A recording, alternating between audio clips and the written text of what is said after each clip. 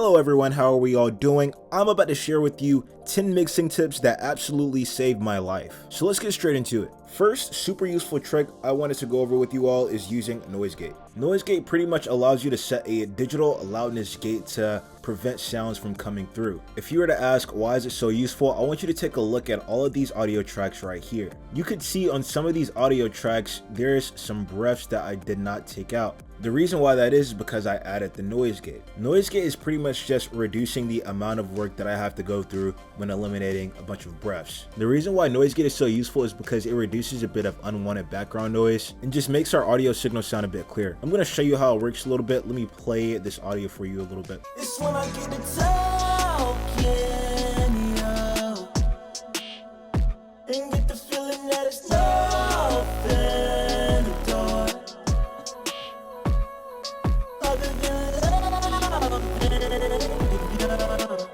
So yeah, if you were to take a look at this noise gate, this is the threshold right here. Any audio signal that drops below this threshold will automatically be reduced in loudness. I have my threshold right here set to the lowest peaks of my audio signal, so I was ensuring I'm not taking out any important information from my vocal. Super useful thing to use, saves you a lot of time. Let's go on to the second thing that absolutely changed my life in mixing, which is saturation. So if you don't know what saturation is, it's just harmonic distortion. There's a bunch of different blends of harmonic distortion you can use. Some VSTs don't give you the option to choose between different harmonic distortions. Some just give you one, and some give you a plethora of different options to choose. Whatever type of saturation you use is totally on you, just depends on what you like. The reason why saturation is so useful is because it makes our vocals sound fatter. Now whenever you hear fat vocals, that always means good. In most cases, you always want your vocals to sound fat, present, and in your face. That's why saturation is used on almost every single song. In my mix, I'm using multiple variations of saturation. First, on Auto-Tune EFX right here, I have a tube saturation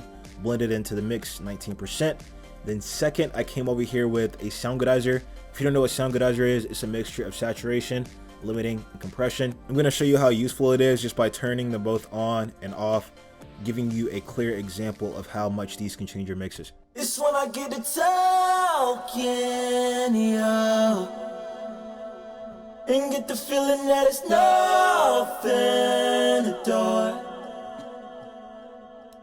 other than loving, yo. And now you got us rushing to your roll. It's when I get to talking, yo, and get the feeling that it's nothing to do other than loving, yo. And now you got us rushing to your roll.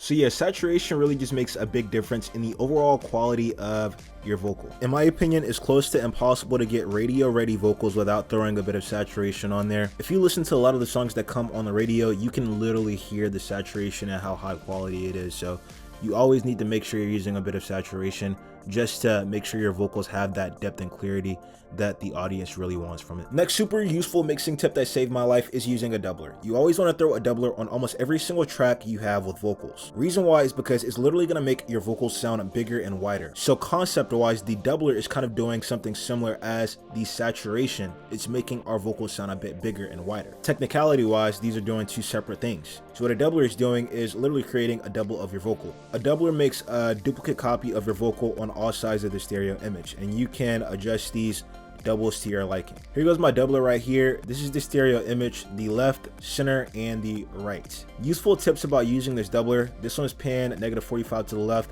this one 45 to the right. Tweak the delay around a little bit to give some discrepancies between these two. The more discrepancies between these two, the better. Those discrepancies between the doubles are really what's going to cause your vocal to sound a bit bigger and wider. EQ the doubles a little bit. They have also detuned the left and the right doubles, one up by 6 and one down by 6. I'm going to play my vocals with the doubler on there. Turn it up so you can actually hear what it's doing. Turn it down. It's when I get to talking, yo, and get the feeling that it's nothing to do other than loving, yo. And now you got us rushing to your roll. Super useful thing to use. You need to throw this on almost every single track with vocals that you have. Fourth mixing tip that saved my life is using SUV 2 on everything. In this case, I'm using it on my vocal bus. If you don't know what SUV 2 is, it's a dynamic resonance suppressor.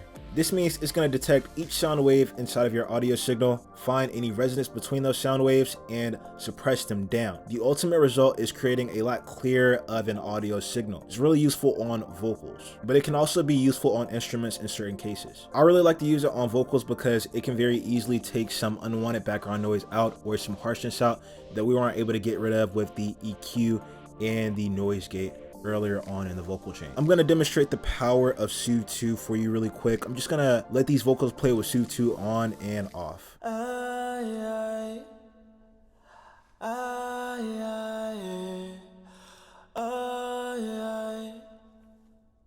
It's when I get to talking, yo, and get the feeling that it's nothing to do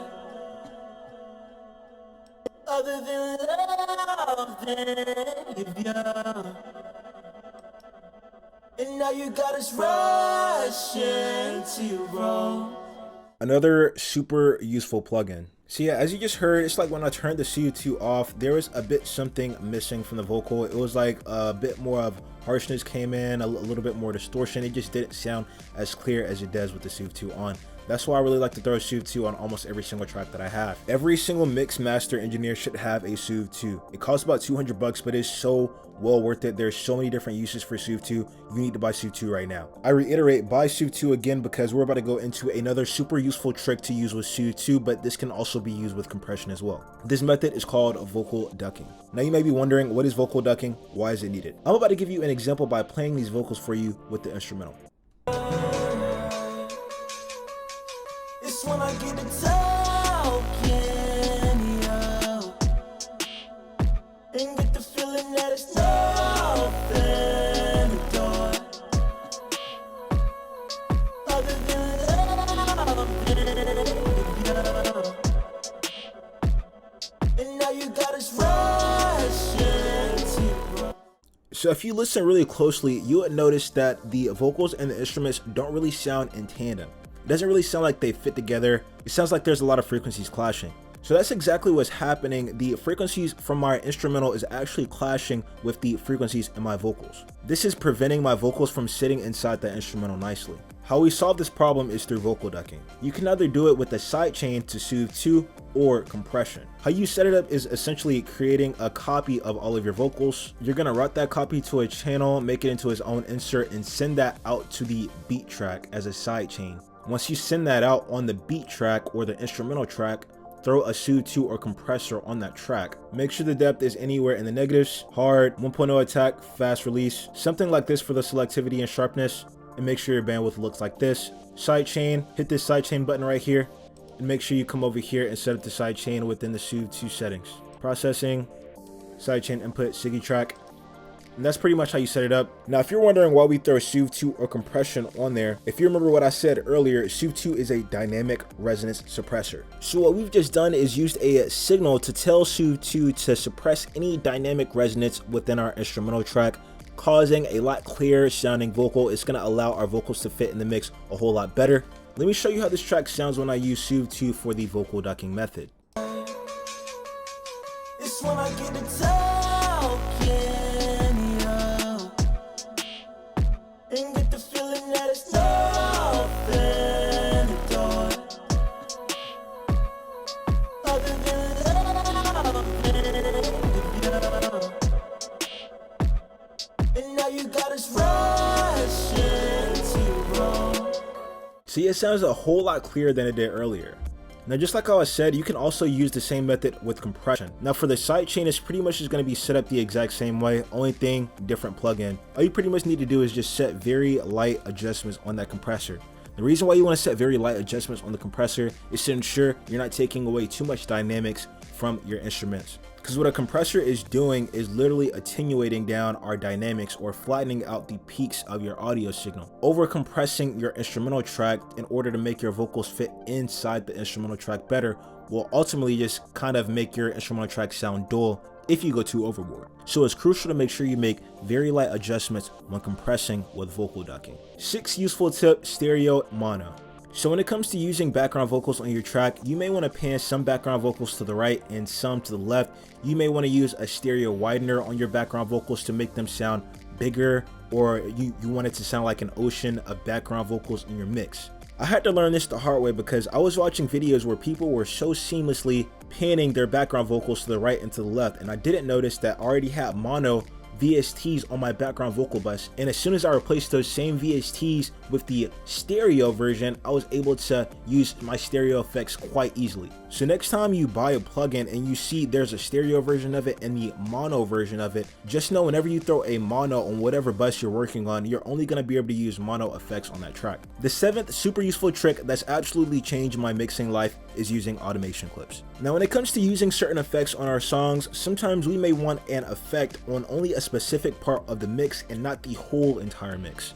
This is where automation clips come into play. Automation clips allows us to do just that and have total control over how much of the effect that we want in that specific part of the mix. In order to make an automation clip, all you pretty much need to do, come over to a separate insert with nothing on it. Or so now I'm on the insert, I just opened up a doubler. I have this really nice preset I like to use out of the doubler. It's called Dark Fader. So let's throw the Dark Fader on there.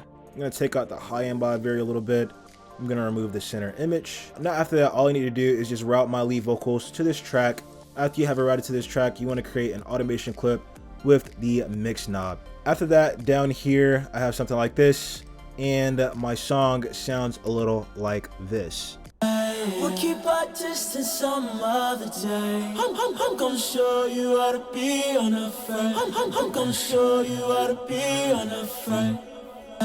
We'll keep our distance some other day. I'm gonna show you how to be unafraid. I'm gonna show you how to be unafraid.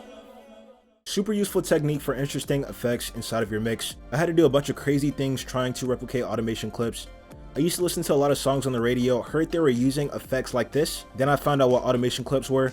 Everything started to make sense. The 8th trick that's absolutely saved my life mixing and mastering is using side chaining for reverb and delay in order to get a professional sounding mix. So reverb and delay. You can very easily just throw your reverb and delay on your lead bus, turn them down in the mix, they'll blend somewhat nicely and you'll just kind of go along with it. But the issue is when you go out and listen to a lot of these songs on the radio or on Spotify, you notice that those reverbs and delays, they sound like they're ingrained in the mix quite nicely. It doesn't necessarily sound like they just turned them down in the mix until they got them to sound the way they needed it to. It almost just sounds like the reverbs and delays are on in certain parts of the songs and they're off in other parts of the songs, kind of like they just use an automation clip to turn them on in the quieter parts of the song.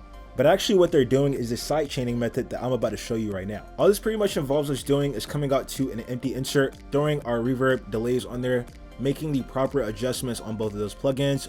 On those same inserts, we're gonna come by, add a fruity limiter. After you add the fruity limiter, I want you to kind of go with very minimal adjustments. We're gonna be setting this up very similarly to like how I was talking about doing for the compression on vocal ducking. The goal here is to use this compressor to duck this effect behind our vocals. So I like to use something like a 2:1 ratio, something very light. I go to a threshold and I have it at a -20 dB. Attack time 15 and my release times at 200 is pretty much the same thing on both of these plugins. For my reverb and my delay, I have 2 inserts with pretty much the same adjustments. And then after I set up both of the compressors and I set up the side chain on the compressors, in order to set up the side chain, you want to use your vocal bus as the actual signal. So you want to send that signal out to the insert, and you want these plugins to detect the vocal bus as the actual sidechain signal. That's why you want to come over here, right click, and you want to hit the vocal bus or whatever you need to hit, and boom, now you have everything set up. I'm gonna play this song for you, but you hear how everything sounds. I'm actually gonna turn the verbs and delays on and off in the mix so you can actually hear what's happening. You thought of tears, you thought of pain. Express those words to the things you say. You don't got no business talking that way. To find no other than love, then you. And now you got us rushing to your road. So yeah, I was actually turning the compressor on and off as it was playing through the song as well. And if you notice, as soon as I turned the compressor off, the effects just went absolutely out of control. So using a compressor and sidechaining method is a nice way to really tame those effects, make sure they're sitting in the mix the way they need to.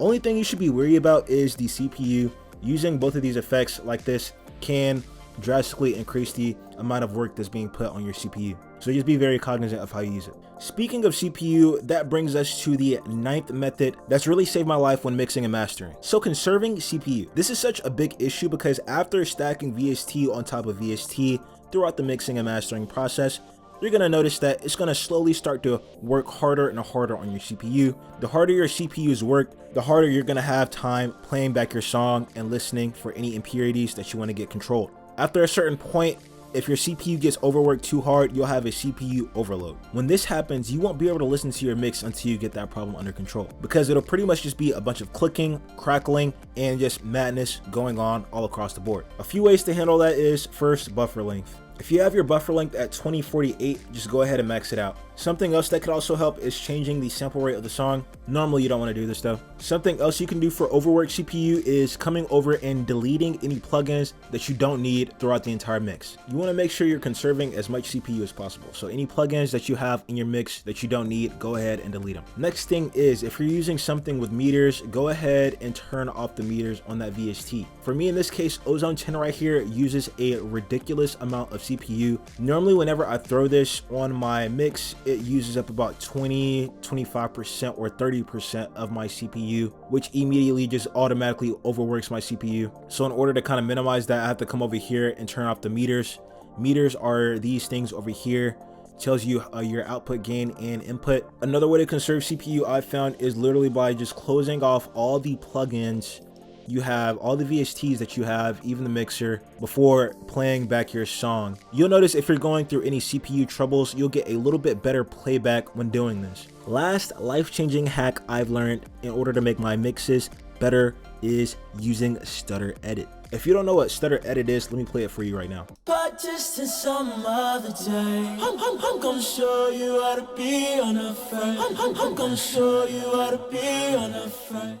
As you can see right here, all I pretty much had to do is come over here, take the very first part of the vocal or whatever part of the vocal that you want a stutter on. You want to do a bit of splicing, cut that right out.